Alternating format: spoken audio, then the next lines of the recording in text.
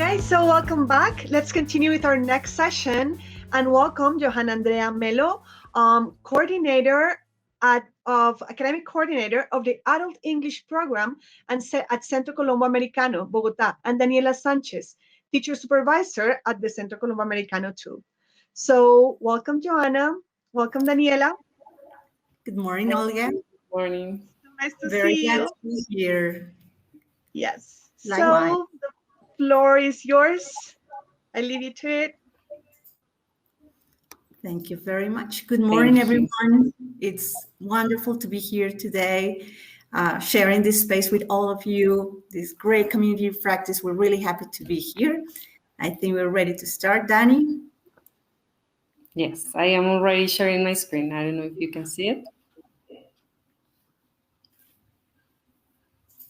Well, I can say it now. Good morning again, and welcome to our presentation, Exploring Feedback Practices and an Adult English Program, with a little shift in the paradigm that we were following due to our very core situation right now. We would like to share with you our shift in the practices that our teachers have followed during the pandemic. So my name is Johanna Melo. I'm the academic director of the Adult English Program, and I'm here with Daniela Sanchez, wonderful instructor, teachers, trainer, and supervisor at Colombo Americano. But before we begin, we would like to have a little diagnosis with you. We would love for you to please share with us some of the thoughts, some of the ideas that you have gathered today through a question. What methods of assessment do you use at your workplace? What ideas come to your mind when you think of assessment? We would like to hear from you. And the only thing you need to do is basically just go to the link that Daniela just shared and please give us 3 keywords that relate to assessment at your workplace. Let's see. If you cannot see the link, you can go to menti.com and use the code that we have here. There you go. We're starting to hear from you. Formative assessment. What else have we got?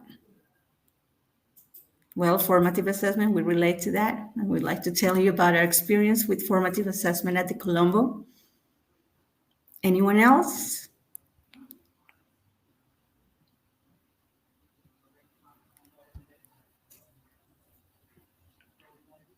Good. Presentations, quizzes. There you go.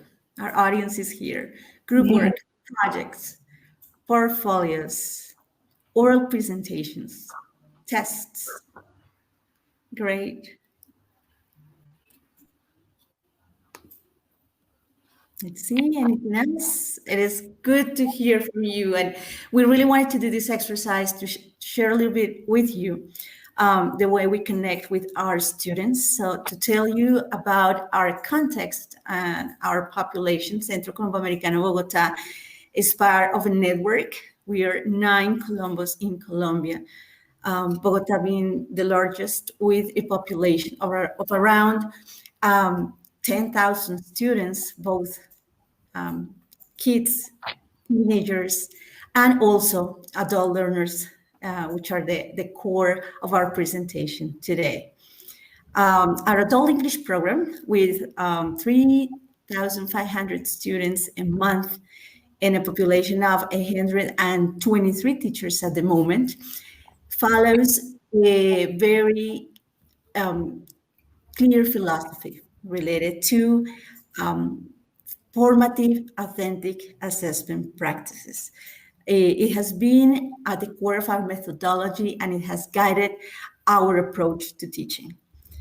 Our students are engaged in a culture of permanent learning, lifelong learning, strategic training, conducted through projects, just as you were mentioning in our initial exercise. Project-based learning, authentic assessment are core of our assessment practices. Along with that, we follow a permanent program for teacher training in which collaboration is key to strengthen our assessment practices.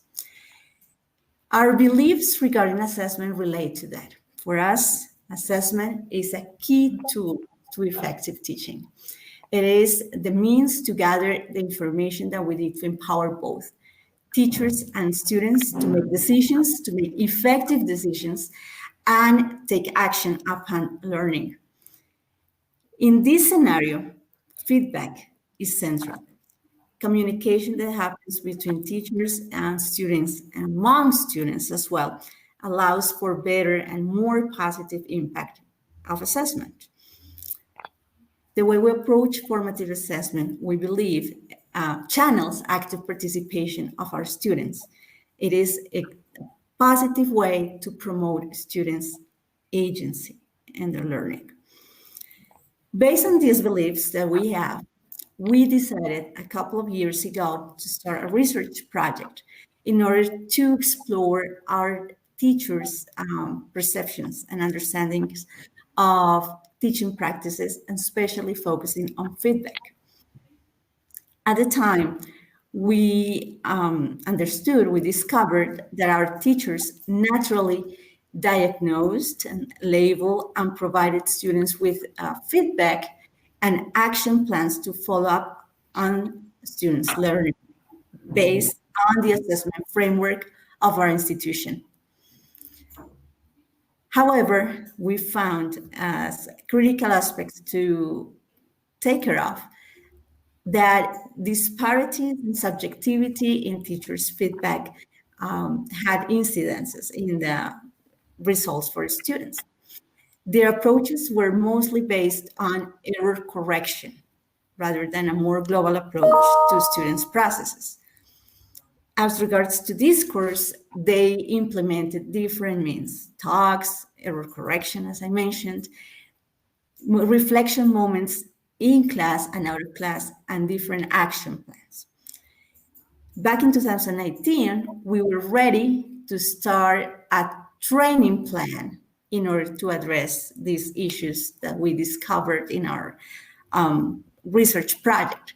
Our goal was to reach a broader, more effective understanding of these practices in order to help our teachers standardize and their perceptions regarding feedback and develop tools to aid their practices when talking to students and giving feedback. And then when we were ready to start all this project in 2020, something that touched all our lives happened. The pandemic arrived, and we needed to reframe not only our assessment practices, but our whole teaching approach. The whole population of the Colombo moved to remote teaching and learning, fully on Zoom. We're still at the moment teaching our whole population fully online, with smaller groups, of course, but we needed to implement a whole set of training moments for both our students and teachers in the use of technology. The difficulties with internet were a daily issue. And of course, in the middle of this whole situation, the very recurrent question was, how are we going to make assessment effective? How is this situation changing our practices? How are we going to connect to students and continue to promote effective assessment practices? After some time of going through the pandemic, we decided to run another survey with our teaching population, our teachers, asking them what the biggest challenges for them were in regards to assessment in remote learning.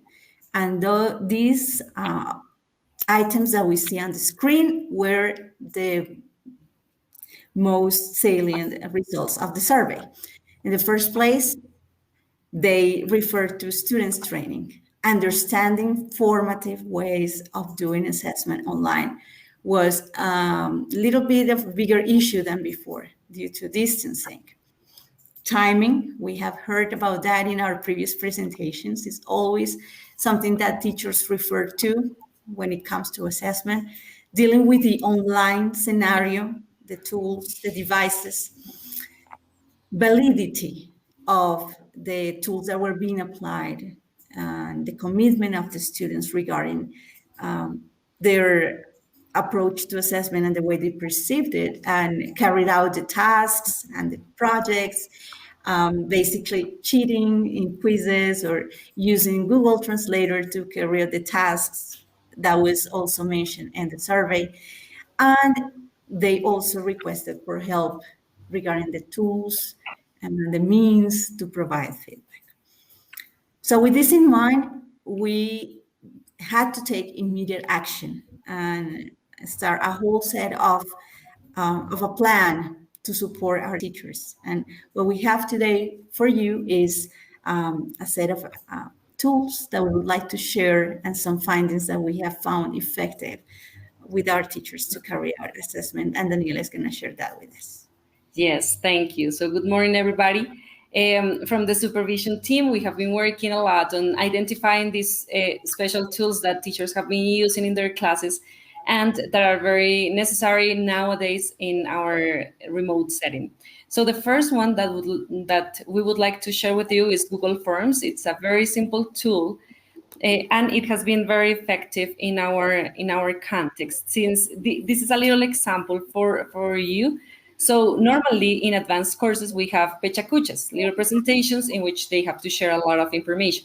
So in our classes, we invite other students from other classes. And this tool is extremely useful so that the attendees are just evaluating the presenters in a very nice way. So what we ask them to do is to evaluate the presenters in terms of grammar use, pronunciation of specific words and intonation while they're speaking, and the organization of visual aids and ideas. We have two open questions here, like something they liked about the presentation and also a recommendation for the presenter. Here we have the results. So we would like to share with you some of the ideas that we have here in this tool. So here we can share with our students like the specific graphics of their answers, and also we can analyze all of the specific answers they got regarding the positive aspects, like very interesting topic, good presentation, spontaneous speaking, dynamic, and also their recommendations. Maybe speak slowly because they probably she was speaking too fast. Maybe. And we can identify partners because in this moment they are mentioning different comments, something similar, like you need to speak slowly and also be careful with the pronunciation of certain words. So it is nice to use this material, these answers, to provide feedback. So we also have a very interesting peer feedback offered by other students. The second tool that we want to share is Padlet. Padlet is a very nice tool that can be used in any level, actually. This is a Padlet that was used also in very basic basic course, and students just had to write a little comment about one particular partner.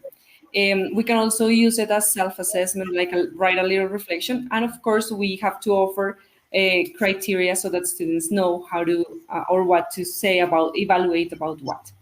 If we check these comments, some of them may have some errors since it is a basic level, but it is nice. It is nice because they're using their natural language in order to provide some comments to their partners. So it is an open format for them to give feedback to their partners. The next tool that we want to share is Nearpod, and we have a supervisor here sharing his idea, the way in which he uses the tool in his class. So I want to play the video just for some seconds. Let me know if you can hear it properly. What a plus delta chart means when they're evaluating. Then it's a self-assessment moment and they need to keep evaluating and monitoring on the use of these. Number 3, the use of the grammar, the use of the vocabulary, and expanding their ideas using some strategies that they already know. And then at the end of the activity, I open the space for them to actually write. So it means that I can see here who is writing their strengths and who is writing their weaknesses, right? For example, in this case, we have Caro Vega and Dani, who are writing their strengths and weaknesses based on the activity that they had. And I am able to see what they are writing. For example, here, Caro has like.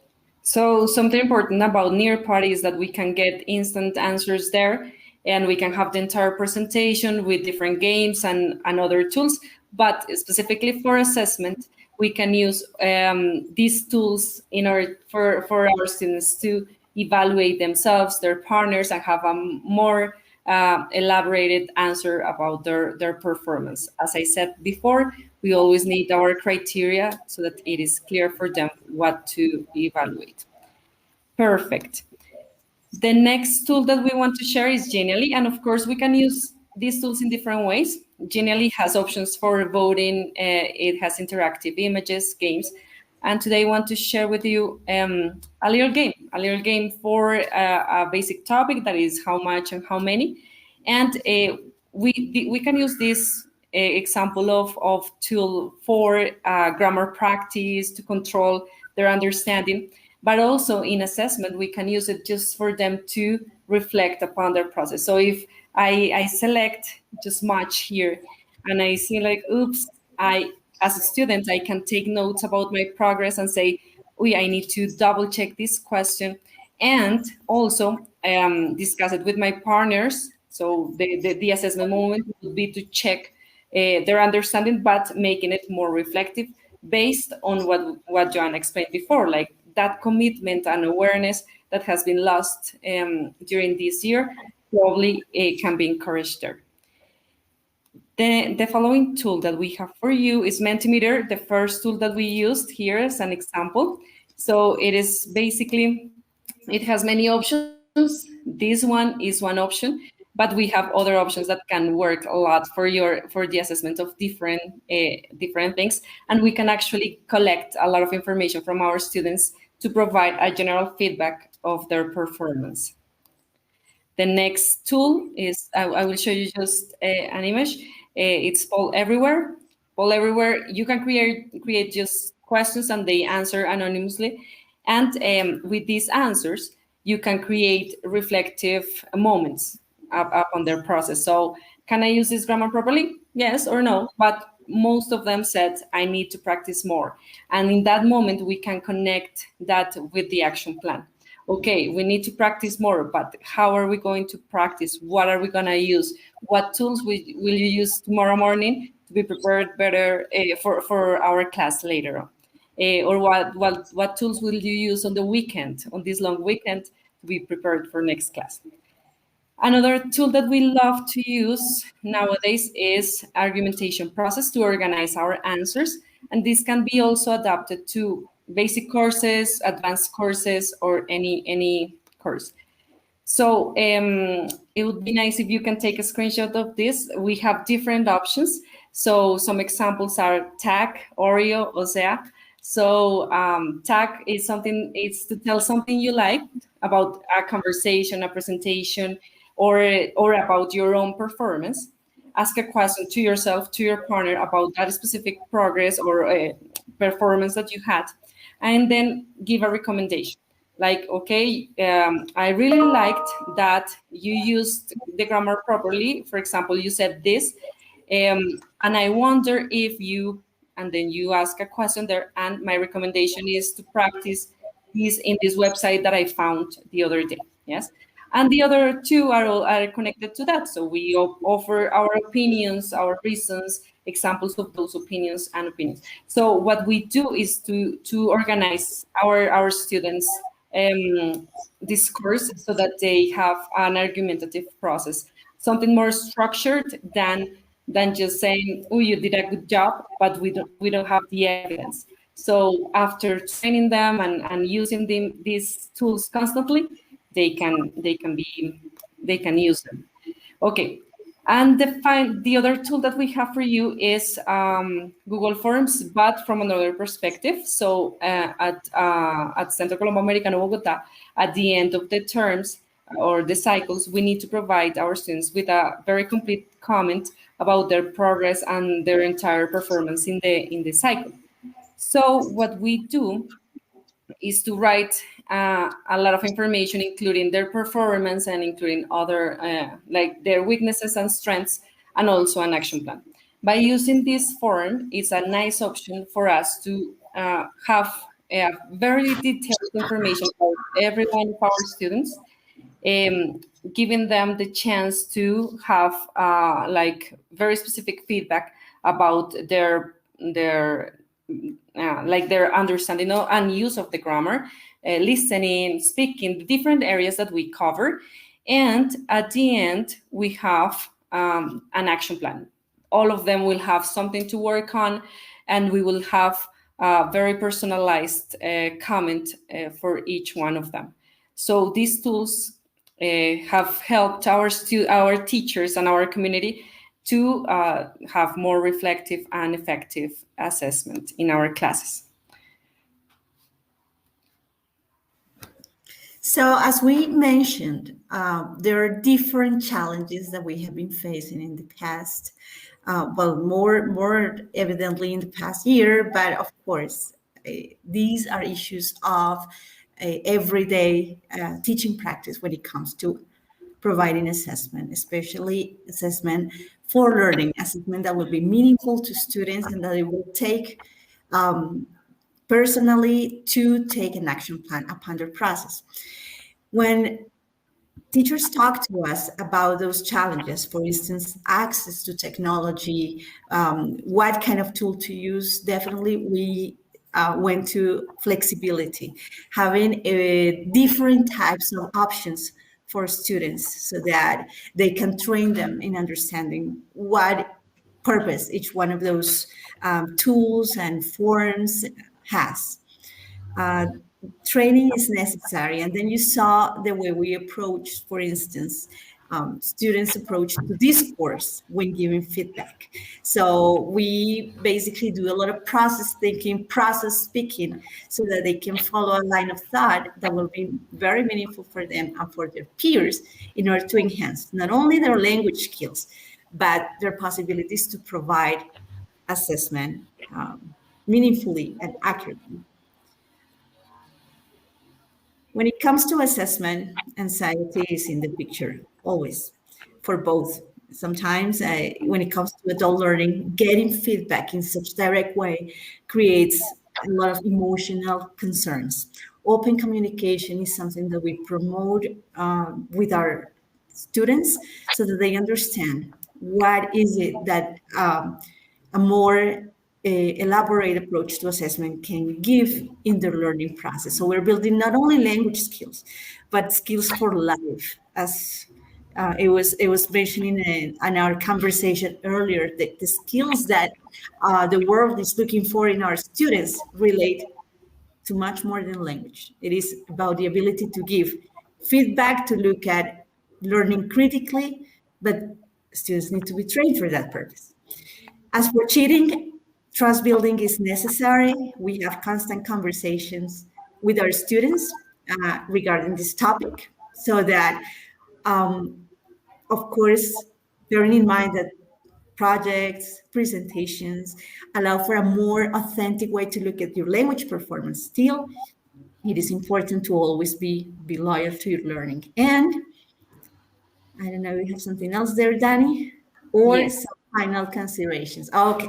And when it comes to reflective practice, giving them the chance to choose what strategy works for students best and for teachers best is the result of reflective practice.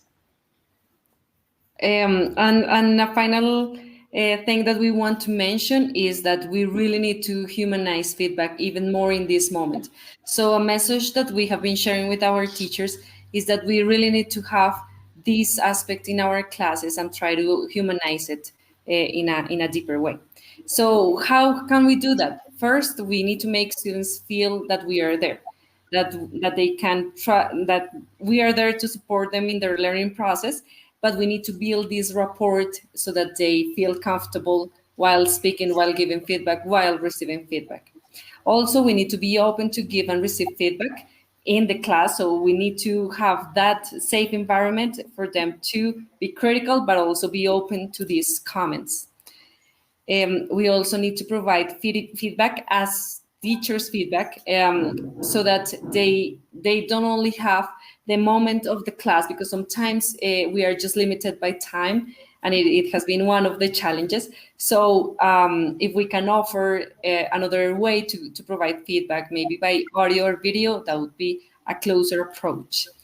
We need to use positive language to make everybody feel cared. So it's not only about focusing on weak areas, but also, and also when we are talking about weak areas, try to show that it is an opportunity there, and it is very positive as well. Since we are going through difficult times, we need to support our students, and also we need to try to have them reduce their frustration. Learning a new language is a hard process for everybody, so we need to remember how we all started and try to support them all the time. We need to encourage them to keep up the good work. And something important there is that when we have high achievers, when we have people that participate a lot in our classes, when we have these people that need an extra challenge, we need to provide that extra challenge and to let them know that it is okay to continue being excellent, to continue having good results, so they are encouraged to continue working. Also, we need to teach them that mistakes are just opportunities to keep learning, so that they don't see that. Something that happens in basic courses is that our students are very afraid of communicate because of the mistakes, because of probably I'm mispronouncing this or I'm saying this wrong. And what we need to do is to build this nice space for them to make mistakes and take advantage of those mistakes in order to improve as a community. We need to listen to our students. So it is important to ask them, how do you feel in my class? What can I do better? I mean, get ideas from them, because they also need to be open to tell you the things, and we need to be open to listen to them and get their great ideas. Something important is to create these routines. Like the tools that we showed are nice to be used, but we need training. We need to have them in the routines. So creating the routine, not only using them once in a while, once a month, but trying to encourage them to use them frequently, so that they get used to these tools and they can be more confident while using them, and therefore feedback and assessment per se can be more meaningful and effective. So thank you very much for your attention, and we hope you have enjoyed this presentation. These are our emails in case you want to contact us. And nice. So thank you very much, Daniela and Joanna. And let's see if we have any questions from the audience. Okay, so Cardenas mentions that it's also about changing a mindset. So yes, I guess this is connected to what you were mentioning. Okay, a question that we had before was, so how were the teachers' attitudes towards this process? You know, so which were the achievements, which were the resistances? And so maybe you'd like to tell us a little bit about that. Absolutely. Yes. I mean, as we described, it takes a very collaborative attitude to make an approach to assessment like this work in a community for both teachers and students. So we don't really take anything for granted. And all the situations that we described, anxiety, time constraints, uncertainty about what's happening, of course, that's a daily situation for teachers as well. So our approach to that is to provide a supportive environment, lots of training for both teachers and students, so we know exactly what it is that we're aiming at as an institution, as a community. And I think that it is also an ongoing process, like our teachers we are getting used to all of this. So every day we're learning new things. So all of us are open to well, these changes. So it is just a matter of continue working on that together. No, like something important is that is to consider our teachers' well-being. So it is something that we are starting to work on to work on. So that's something important to keep in mind as well. Nice, thank you. I think we have time for one last question from Astrid Wilches, and she would like to ask you if you could share some techniques that you have used to build rapport and provide support. So as for teachers, probably what we have done is, since the pandemic started, and even before that, and you may remember us that since the pandemic started, we have developed a lot of channels of communication with teachers to provide tools and opportunities for trainings so that we can understand better as a community how to approach assessment more effectively in times of distancing. As for students, again, a lot of communication and training chances so that they know from the beginning when they approach the Colombo what they can expect regarding assessment. The training takes time, it's ongoing. So communication is essential. Tools and resources like the ones Daniela showed us have been key. Okay, so thank you very much, Joanna and Daniela.